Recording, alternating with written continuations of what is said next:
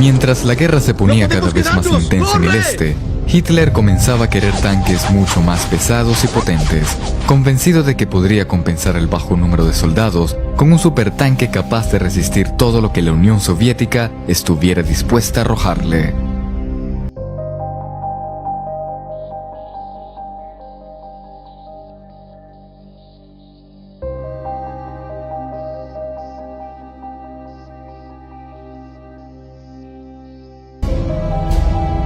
El Panzer VIII, o mayormente conocido como el Maus, fue el tanque más pesado del segundo conflicto bélico a escala mundial del siglo XX, hecho por la compañía Krupp para servir en las filas de la Alemania nazi. Esta gigantesca mole constituyó el último blindado producido para el ejército alemán y sin duda alguna el más poderoso en caso de haberse producido en masa. Su nombre proviene de la ironía que suponía aquel tanque. Era enorme y por ello lo apodaron Mammoth, en alusiones a su gran tamaño y fuerza, pero pronto surgió el mote de pequeño ratón y finalmente ratón, o mejor dicho, Maus. La política alemana que se fue adoptando, según transcurrían los meses, se traducía en más peso, más blindaje y más potencia. Con este nuevo carro se pretendía demostrar la fuerza de Alemania y el éxito frente a los aliados y soviéticos. Sus dimensiones impresionan. El tanque contaba con más de 10 metros de longitud y 3 metros de ancho y alto.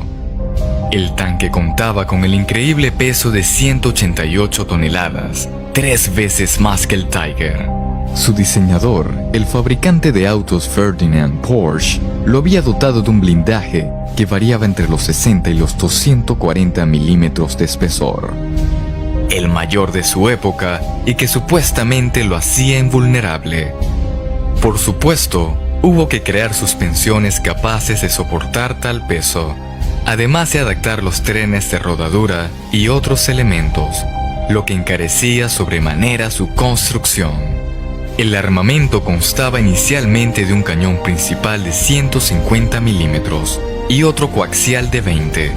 Como se consideraba demasiado potente, posteriormente se optó por uno de 120 milímetros. Al final, por indicación del propio Hitler, se le instaló un cañón de 128 milímetros y de otro auxiliar de 75 milímetros. Y por más absurdo que parezca, el Führer planeaba que el Maus pudiese transportar un centenar de proyectiles, algo que habría disparado el espacio necesario y consecuentemente el peso del tanque.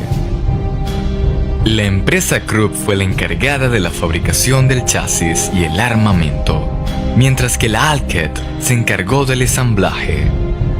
Un proyecto de estas dimensiones podía resultar vistoso e incluso impresionante, pero cojeaba en cuanto a su utilidad práctica.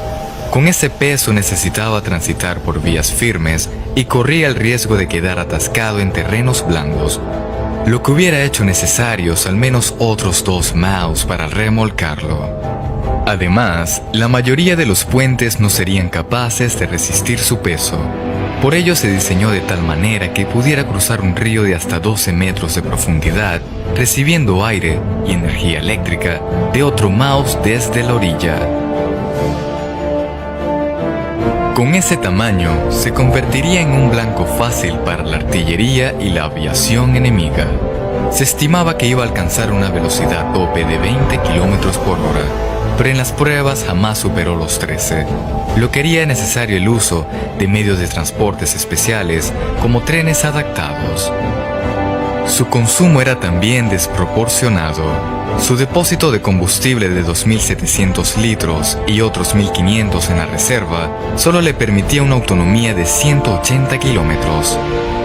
Solamente fueron fabricados 2 Maus en 1944 de los 150 que la compañía Krupp tenía inicialmente previstos para construir en los talleres de montaje de Kommersdorf. Entre estos ejemplares de diferentes versiones estuvo el Maus 1, con las características originales, y el Maus 2, con un cañón de 150 milímetros, un motor más potente de 1500 caballos de vapor y un sistema eléctrico Skoda. Durante la Segunda Guerra Mundial, el tanque Maus solamente entró en combate una ocasión. Se trató del Maus II, que defendió la fábrica de Gommersdorf disparando contra los soldados soviéticos del Ejército Rojo justo antes de que su dotación se rindiese y entregase el carro a las tropas rusas, que lo expusieron como trofeo en el Museo de Kubinka en Rusia. Respecto al Maus I, su propia tripulación de 6 miembros lo destruyó con explosivo cerca de Sausen para evitar que cayera en manos de los aliados.